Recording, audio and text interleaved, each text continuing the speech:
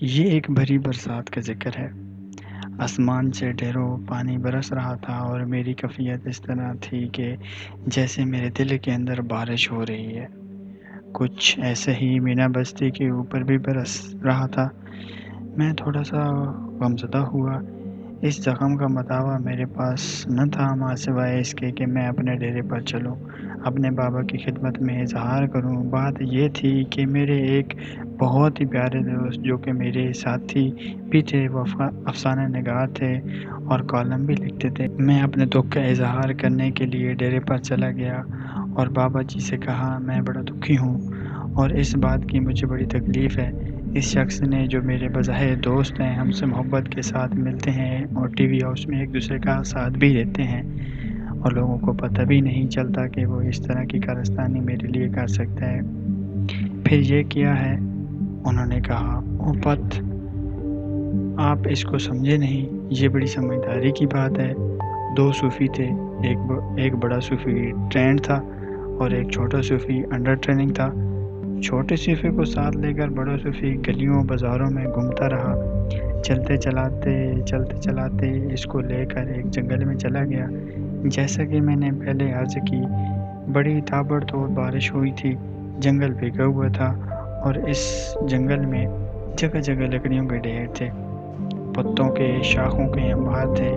اس بڑے صوفی نے دیکھا کہ شاخوں اور پتوں کے ڈھیر میں ایک سانپ کچھ مرجھایا ہوا، کچھ سنگڑایا ہوا پڑا ہے۔ وہ پہلے آگ کی مدت سے زخم کھولتا تھا اور پھر اس پر جو بارش پڑی تو وہ زندہ سانپوں میں سے ہو گیا۔ صوفی کو بڑا ترس آیا، اس نے آگے بڑھ کر سانپ کو اٹھا لیا۔ چھوٹے صوفی نے کہا حضور کیا کرتے ہیں؟ سانپ ہے، موذی ہے، اس کو اٹھایا نہیں کرتے۔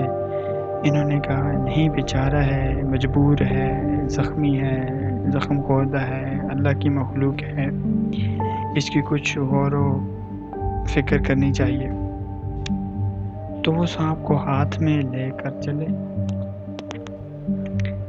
پھر دونوں باتیں کرتے کرتے کافی منزل طے کرتے گئے۔